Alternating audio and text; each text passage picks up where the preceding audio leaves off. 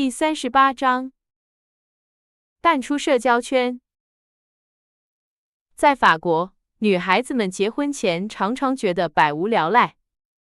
一旦结婚，自由万岁变成了他们的口号。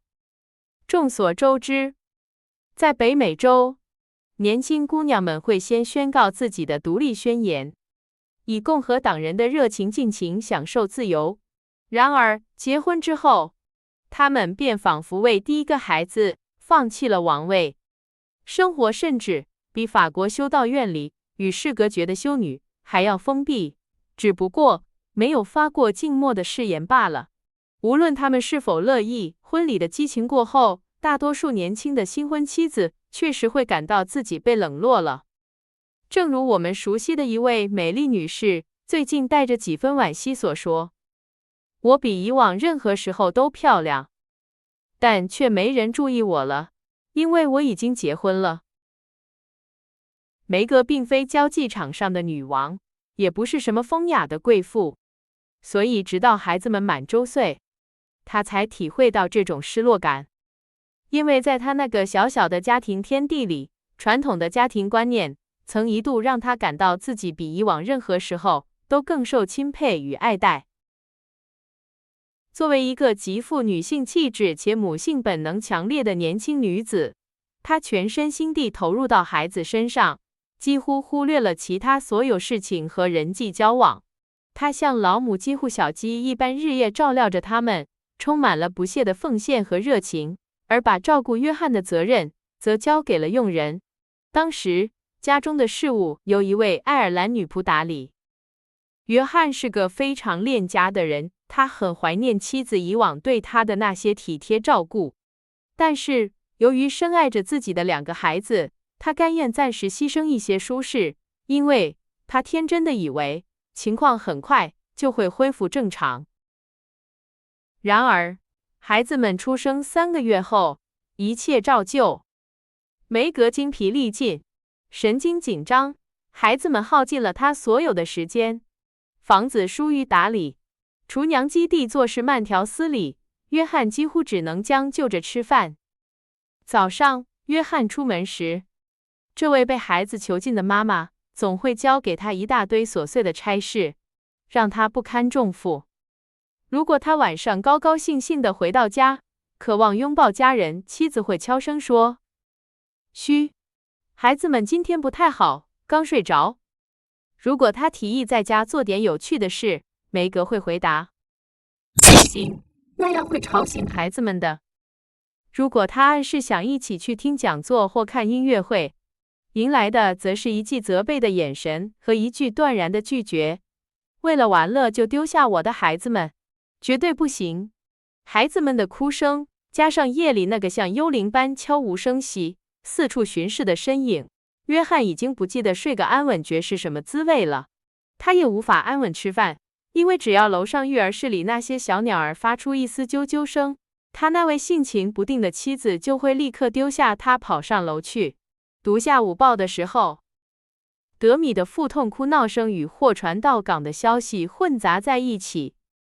黛西的摔跤则影响着股票的行情，因为对布鲁克太太来说，唯一让她感兴趣的新闻都与她的家有关。这个可怜的男人感到非常沮丧。孩子们夺走了他的妻子，家变成了一个托儿所，而那些持续不断的安静要求，让他感觉自己像个闯入圣地的野蛮人。最初的6个月里，他坚忍地承受着这一切，但是由于看不到任何改善的迹象，他做了许多其他被流放的父亲会做的事，到别处寻求慰藉。由于斯科特已经结婚，而且住得不远，约翰便养成了每天下午去他家待上几个钟头的习惯。他利用自己家客厅空无一人，妻子正忙着唱那些似乎永无止境的摇篮曲的当儿。斯科特太太是个快乐美丽的年轻女子，她唯一的职责就是让自己显得迷人，而她也确实做得非常出色。她家的客厅总是灯光明亮，舒适宜人，棋盘摆放整齐，钢琴调好了音，谈话轻松愉快，还有诱人的便餐。如果不是感到如此孤单，约翰宁愿待在自家的壁炉边。但事已至此，他很感激邻居们提供的这个去处。起初，梅格并不在意，甚至感到一丝宽慰，觉得约翰能玩得开心，总比在客厅打瞌睡，或是在屋里踱来踱去弄出声响吵醒孩子要好。然而，日子久了，当孩子们的出牙问题成了过去，小家伙们也开始在更合适的时间睡觉，让母亲能多些休息时，他开始想念约翰了。如果他不在那里，穿着旧睡袍，舒舒服服地坐在壁炉前，烤着拖鞋的鞋尖，他就觉得少了点什么。他不愿开口请他留在家里陪自己，却又因为他没有主动这么做而感到委屈，全然忘了过去有多少个夜晚，他也是这般徒劳地等着他。他神经紧张，身心疲惫，由于对他人无微不至的照料，他陷入了那种即使是最好的母亲也可能经历的情绪低谷。当家庭的重担变得难以承受，对活动的渴望消磨了他的好心情，而对茶壶、北美女性的一大嗜好的过度依赖，则让他比以往任何时候都更加焦躁不安。是的，碎细，他看着镜子说：“我正在变老变丑。”约翰不再觉得我有魅力了，所以他才会冷落他那憔悴的妻子，跑去找他那位漂亮的邻居。人家可没有这么多烦心事。不过，孩子们爱我，他们不在乎我是否消瘦苍白，或者有没有时间打理头发。他们是我的安慰。总有一天，约翰会明白，为他们牺牲是值得的，是不是，宝贝们？黛西用一声轻柔的咿呀回应了母亲戏剧性的问话，或者德米会发出一声尖叫，之后梅格便会抛开伤感，沉浸在母爱的盛宴中，暂时忘却了孤独。然而，随着约翰对政治的兴趣与日俱增，他去斯科特家讨论时事的时间也越来越长，全然不顾梅格对他的需要，这位年轻妻子的痛苦也随之加深。尽管如此，他没有对任何人提起，直到有一天，他的母亲发现他泪流满面，坚持要问个究竟，因为他已经观察女儿好一阵子了，知道她有心事。妈妈，这件事我不能跟别人说，但我真的需要您的建议，因为如果约翰再这样下去，我就真成了一个守活寡的母亲了。布鲁克太太伤心地说，一边用黛西的围兜擦着眼泪。再怎样下去，亲爱的？母亲担忧地问道。他整天在外面，晚上我想见他的时候，他又总是在斯科特家。这不公平，凭什么最累的活都我干，一点乐趣也没有？男人都是自私的，即使是最好的男人也一样。女人也一样。在你明白自己错在哪里之前，别先指责约翰。但他这样冷落我，一点道理也没有。难道你以前没有冷落过他吗？妈妈，求您了，我以为您会站在我这边的。我当然站在你这边，亲爱的，但我认为发生这种事，错在你。我不明白您的意思。让我解释给你听。约翰以前冷落过你吗？当他唯一的空闲时间，也就是晚上，你都和他一起度过的时候。没有，但是我现在不能为他做那么多了。妈妈，我有2个孩子要照顾。我相信你可以兼顾一切的，亲爱的。而且，我认为你应该这样做。我可以坦诚地跟你说几句吗？你不会忘记我是你母亲，而且我爱你吧？当然，妈妈，就像对您的小梅格那样跟我说吧。最近我觉得我比以往任何时候都更需要有人指点，因为孩子们事事都依赖我。梅格把椅子拉到母亲旁边，2人各抱着一个孩子，轻轻摇晃着，愉快地聊着天，仿佛同为母亲的身份让他们更加亲密了。你犯了一个很多年轻妻子都会犯的错误，那就是因为照顾孩子而忽略了丈夫。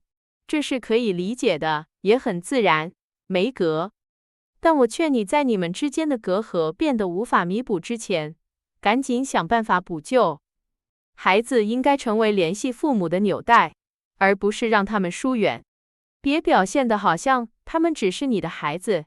约翰，跟他们没关系似的。我观察好几个星期了，但一直没想好怎么开口，直到现在才是合适的时机。我怕我处理不好。如果我叫他待在家里，他会以为我吃醋了，还会觉得这是对他人格的侮辱。他不明白我想和他在一起，我也不知道该怎么跟他说。那就把家里布置得温馨舒适，让他舍不得离开。亲爱的，他渴望待在家里，但是没有你，这个家就不称其为家，而你总是在孩子们的房间里。我不应该在那里吗？不应该总是那样。长时间把自己关起来会让你神经紧张，那样的话，你几乎什么都做不了。而且，你对约翰和对孩子们都负有责任。不要因为孩子而冷落了你的丈夫。不要叫他安静，把他从孩子们的房间里赶出去，而是教他帮你。他的存在和你的一样重要，孩子们也需要他。告诉他可以做什么，他会非常乐意尽心尽力的去做，这对你们大家都有好处。您真的这么认为吗，妈妈？我知道是这样，梅格，因为我已经体验过了。如果我自己没有尝试验证过，我很少会给人建议。你和乔小的时候，我也经历过和你一样的情况。我觉得如果我不把全部精力都投入到你们身上，我就没有尽到我的责任。你可怜的父亲在我拒绝了他所有的帮助之后，便开始埋头写他的书，让我独自去体验。我尽力了，但是乔对我来说太棘手了。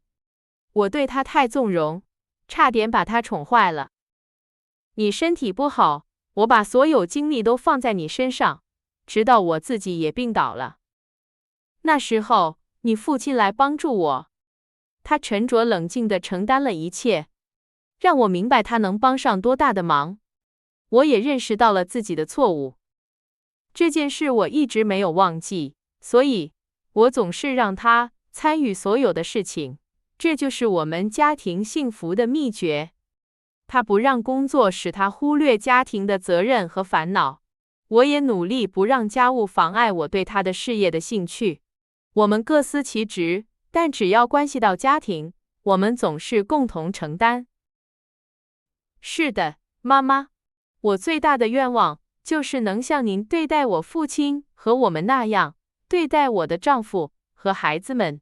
告诉我该怎么做，我会听您的。你一直是个很听话的女儿，亲爱的。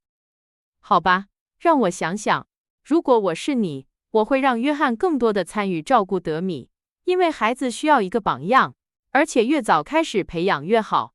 然后我会做我多次建议过你的事，让汉娜帮你。她是个很棒的保姆，所以你可以放心地把孩子们交给她。自己多操心一下家里的事，你需要多活动活动。汉娜会感激能歇口气，而约翰也能重新拥有他的妻子。多出去走走。你必须在保持愉快心情的前提下处理好一切，因为家里的气氛取决于你。如果你情绪低落，其他人也很难高兴起来。尽量对约翰喜欢的事情感兴趣，和他聊天，请他读书给你听。交换想法，用这种方式互相帮助。不要因为自己是女人就把自己关在狭小的圈子里。你应该了解世界上正在发生的事情，让自己参与到正在发生的变化中去，因为这些都与你和你的家人息息相关。约翰那么聪明，我怕如果我开始问他政治之类的问题，他会觉得我太蠢了。我不认为会那样。爱能弥补一切不足，而且除了他，你还能更放心地向谁请教呢？试试看，你会发现你的陪伴比斯科特太太的晚餐更能让他感到愉快。我会的，可怜的约翰，恐怕我太冷落他了，但我以为我做得对，而且他也从来没有抱怨过。我想他不想显得自私，但他肯定感到非常孤独。梅格，你们正处在许多年轻夫妇关系疏远的阶段，然而这恰恰是你们最应该相互扶持的时候。最初的激情，若不努力维系，很快便会消逝。而且对父母来说，没有比孩子出生第1年更甜蜜、更美好的时刻了。不要让约翰成为孩子们的陌生人，因为孩子们将比任何事物更能帮助他在这个充满挑战和诱惑的世界里站稳脚跟。而且你们的孩子们也能教会你们更深刻的了解和爱彼此。好了，亲爱的，我得走了。好好想想我对你说的话，如果觉得合适，就采纳我的建议。愿上帝保佑你们全家。梅格仔细思量后，决定采纳母亲的建议，尽管这并不容易，效果也并非立竿见影。孩子们早就明白哭闹能让他们得偿所愿，于是在家里俨然成了小霸王，把母亲折腾得精疲力尽。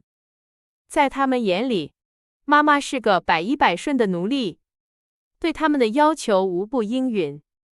但爸爸却不那么容易被说服，他偶尔会试图对那个桀骜不驯的儿子施加一点纪律，这让温柔的妻子很是为难。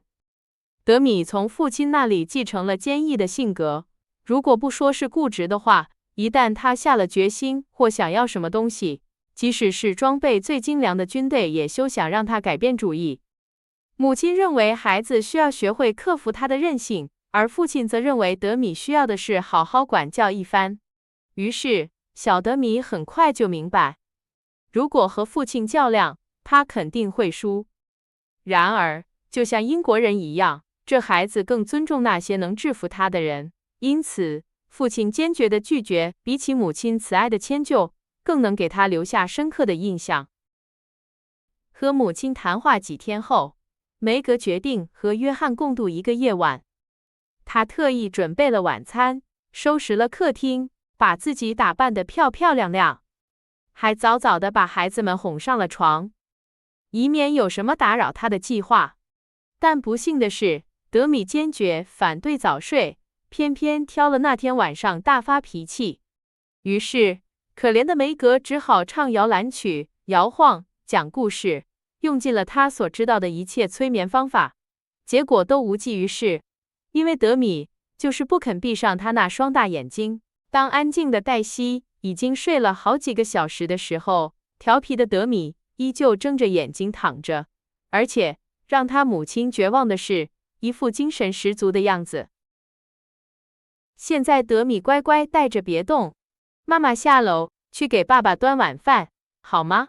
梅格听到门厅的门开了，传来他熟悉的脚步声，正朝餐厅走去，便说道：“我要吃饭。”德米喊道，准备加入他们的行列。不行，你不能和我们一起吃饭，但是如果你像黛西一样睡着了，我会给你留一些蛋糕当早餐，怎么样，宝贝？好。说完，德米使劲闭上眼睛，好像想一下子把没睡的觉都补回来，好让期盼的明天快点到来似的。梅格趁机悄悄溜了出去，跑下楼去迎接她的丈夫，脸上带着灿烂的笑容。她扎着蓝色发带，那是约翰最爱的颜色。他看见她时，惊喜地说道：“哦，妈妈，你今晚看起来真快活，有客人要来吗？”“只有你，亲爱的。”“难道是我们的结婚纪念日？或者是谁的生日吗？”“不，亲爱的，我只是厌倦了总是穿过时的衣服，所以打扮了一下。你无论多累，总是会打扮整齐才吃晚饭。我有时间的时候，为什么不也这样做呢？我这样做是为了尊重你，亲爱的。约翰说道，他是个非常传统的人。我也是这么想的，布鲁克先生。梅格笑着说，手里端着茶壶，看起来比以往任何时候都年轻漂亮。哦，太好了，就像以前一样。茶真香，为你的健康干杯，亲爱的。约翰愉快地呷了一小口。然而，平静并没有持续多久，因为他刚把杯子放在桌上，门把手就神秘地转动了。一个急切的小声音从门后传来：“开门，我饿。”这个淘气的孩子，我叫他睡觉，他却跑到这里来了。他是从楼梯上下来的，光着脚走路会感冒的。梅格解释着，走过去开门。已经是早上了。德米一进门就高兴地宣布。他把睡衣俏皮地卷到一只胳膊上，小卷发随着他绕着桌子转悠，贪婪地看着那些小点心的动作而晃动着。不，现在还不是早上。回床上去，别再让你妈妈操心了。如果你听话，我就给你这个上面有糖霜的小蛋糕。我要爸爸。小家伙说，准备爬到他父亲的膝盖上，享受那被禁止的快乐。但约翰摇了摇头，对梅格说：“如果你叫他待在楼上睡觉，你就必须让他做到，否则他永远也学不会尊重你。”是的，你说的对。来吧，德米。梅格陪着儿子上楼，强忍着想打那个在他身边蹦蹦跳跳，以为一回到房间就能得到贿赂的小捣蛋鬼的冲动。事实上，孩子并没有失望，因为粗心的母亲给了他小蛋糕，把他安顿上床，并禁止他当晚再出来溜达。德米得意地允诺着，舔着糖霜，为自己第一次出击的巨大成功感到满意。梅格回到客厅，晚餐平静地进行着，直到那个小幽灵再次闯入，并以妈妈，我还要糖的要求揭穿了母亲的罪行。不行，我绝不允许，约翰说道，严厉地对待这个小罪人。在这个小捣蛋学会像上帝期望的那样乖乖上床睡觉之前，我们休想安宁。你做奴隶做得太久了，给他一个教训，结束这一切。带他上床，把他留在那里，梅格。他不会待在那里的，他从来不肯。只有我坐在他旁边，他才会睡着。我来处理。德米，上楼去，像你妈妈要求的那样躺到床上去。不！年轻的叛逆者尖叫道。他抓了个小蛋糕，若无其事地咬了一口。不许这样跟你父亲说话。如果你自己不去，我就带你去。走开！我不要爸爸！德米喊道，跑去躲在他母亲的裙子后面寻求保护。这个避难所对他毫无用处，因为他的母亲在别对他太严厉约翰的嘱咐下，把他交给了敌人。这让被告感到绝望，因为如果连母亲都抛弃了他，那么末日就真的来临了。小蛋糕被夺走了，他的宴会被搅黄了，孩子被父亲强壮的手拉着，一直拖到了他讨厌的床上。可怜的德米无法控制自己的愤怒，一路上拳打脚踢，大声尖叫，公然反抗着父亲。当约翰把他放到床上时，他立刻站起来朝门口跑去，但他父亲抓住了他长睡袍的下摆，又把他塞回了床上。这一幕重复了好几次，直到那个胆大包天的小家伙认输了，改变了策略。他开始放声大哭。通常，这种声乐技巧对梅格很有效，但约翰却像聋了一样坚定地守在岗位上。德米没有得到任何拥抱，糖果、摇篮曲或故事。事实上，他父亲甚至熄了灯，卧室里顿时一片漆黑，只有壁炉里火焰的红光打破了黑暗。德米对火焰的着迷胜过了恐惧。新的情况让他非常不快，为了表达这一点，他用悲惨的哭嚎呼唤着母亲，因为一旦愤怒过去，被囚禁的独裁者便渴望其母亲温柔的抚慰。那既愤怒沙哑的哭喊之后的«Зай жалобный плач тронул сердце Мэг, и она побежала наверх, умоляюще говоря». 让他和我在一起吧，约翰。他现在会乖乖的。不行，亲爱的，我跟他说过他必须睡觉，就像你要求的那样。即使我得在这里待一整夜，他也会做到的。但是他会因为哭得太厉害而生病的。梅格小声说，他因为抛弃了自己的儿子而感到内疚。不，他不会的。他很累了，很快就会睡着的。到时候我们就一劳永逸地解决这个问题了，因为他会明白他必须听我们的话。别管了，我来处理。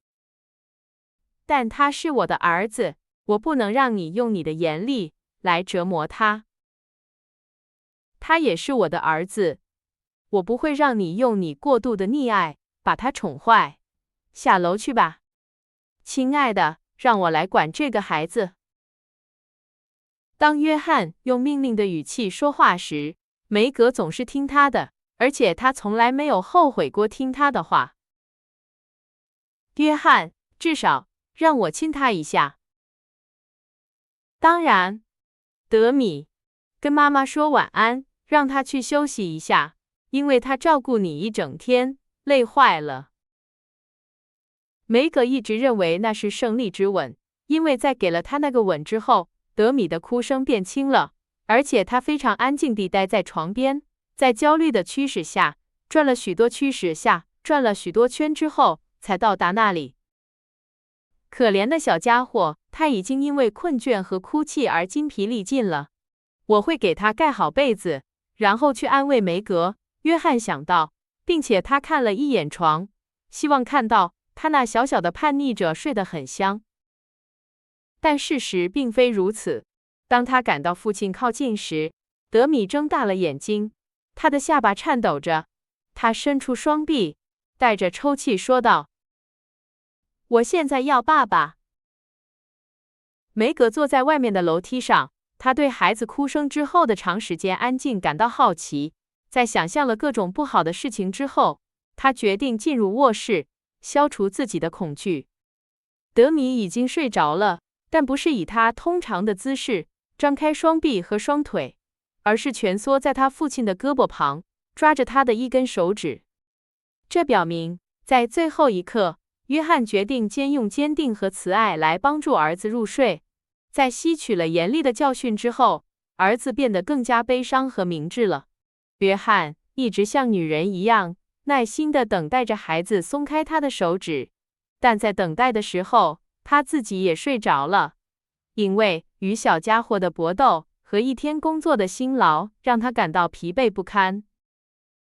梅格看着枕头上那两张脸，笑了笑，满意地走出了卧室，自言自语道：“我不再害怕约翰管教孩子太严。事实是，他知道如何对待他们，而且他会帮我很多忙，因为德米对我来说太难对付了。”当约翰终于下楼时，他本以为会发现妻子生气、闷闷不乐，却惊喜地看到梅格正悠闲地做着一顶无边女帽。他愉快地迎接他，并请他读一些关于选举的事情，如果他不太累的话。约翰明白一场革命正在发生，但他明智地没有追问。他知道梅格，一个即使性命攸关也守不住秘密的人，很快就会向他解释变化的缘由。约翰径直地读了一段冗长的辩论，并清晰地向妻子解释了问题所在，而梅格则努力表现出浓厚的兴趣，并提出一些有趣的问题。同时，他的思绪则从国家大事飘到了他正在做的帽子上。然而，尽管他什么也没说，但他得出的结论是，政治和数学一样令人不快，而且政客们似乎除了互相攻讦之外什么也不做。他把他对这件事的女性看法藏在心里。当约翰停下来的时候，他摇了摇头，用他希望听起来像外交辞令般模棱两可的话说道：“我真不知道我们将何去何从。”约翰笑了，看了他几秒钟，而他则专心地在帽子上缀上一束薄纱和鲜花。那份专注是他的长篇大论未能引起的。既然他为了取悦我而假装对政治感兴趣，那么我理应也对他所做的事情感兴趣，约翰对自己说道。于是他评论道：“真漂亮，这是一顶陈帽吗？”“亲爱的，这是一顶无檐女帽，是用来去听音乐会和看戏的。请你原谅，它太小了，以至于我把它和你有时戴的那些头饰搞混了。你是怎么让它们不掉下来的？”这些带子用一个纽扣固定在下巴下面，就像这样。为了说明他的话，梅格戴上了帽子，带着一种让她难以抗拒的满足和平静神情，看着她的丈夫。这顶帽子很漂亮，但最让我心动的是戴帽的人，因为他已经恢复了红润和美丽。约翰亲吻了他妻子那张微笑的脸，全然不顾那朵玫瑰纽扣。我很高兴你喜欢它，因为我想请你这几天晚上带我去听一场音乐会。我需要一些音乐来振作精神，你愿意吗？当然，我很乐意。我们会去任何你想去的地方。你已经被关了很长时间了，出去走走对你有好处，而且这对我来说将是一种乐趣。你是从哪里得到这个想法的，妈妈？有一天我和妈妈聊天，告诉她我感到多么紧张、易怒等等。她说我需要改变一下，别再为所有事情操心。汉娜会来帮我照顾孩子，这样我就可以多管管家里的事，偶尔出去玩玩，这样我就不会过早的变成一个又老又丑、脾气暴躁的老太婆。让我们试试看，约翰。我认为为了你，我都值得这样做，因为我最近太忽略你了，我为此感到难过。我想让我们的家变回原来的样子。我想你不会介意吧？对吗？我不会费心去描述约翰的回答，也不会说那顶可怜的帽子是如何侥幸免于毁灭的。事实是，约翰一点也不介意，考虑到那些逐渐在房子里和居民的生活中建立起来的变化。并不是说这个家变成了一个天堂，但是每个人都因为分工而感到更好。坚定而明智的约翰管束住了孩子们，孩子们开始听从父母的命令，而梅格由于更多的活动、更多的闲暇时间，以及与她聪明的丈夫愉快的交谈，恢复了平静和愉快的心情。房子再次成为一个家，约翰也不再想离开，除非是和梅格一起。现在，斯科特夫妇拜访布鲁克家，发现这是一个虽小却充满幸福的家，住着一个快乐的家庭，甚至快活的萨利·莫法特也感到很自在。你的家总是那么宁静宜人，梅格。来看你让我感觉很好。他常常这样说，同时好奇地打量着一切，仿佛想找出秘诀。